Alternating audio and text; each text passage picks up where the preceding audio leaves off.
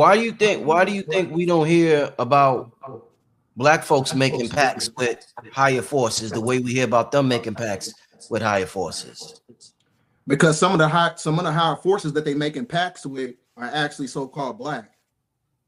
It's kind of like the same concept when you watch the movie not Leave the World Behind, but They Clone Tyrone.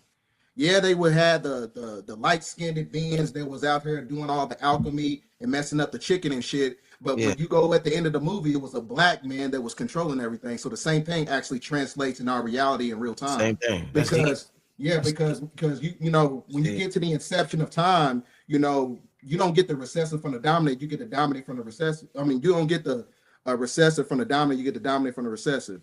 So that means that it was a dominant gene here before you. So there was black Canaanites that was here on the planet first Right, before right, you right. had white Canaanites. So that's who they basically asking to. You know what I'm saying? They getting all their demands and things of that nature. They getting it all from higher forces who are shapeshifters. In fact, Norman Burgum, he speaks about these black beings on his book in the Remakers of Saturn. Mhm, mhm.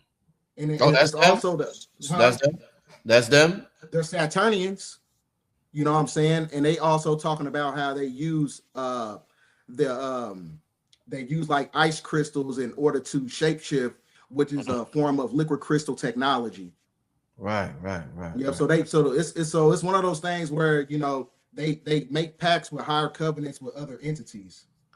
What is it about us that makes these black Canaanites so jealous?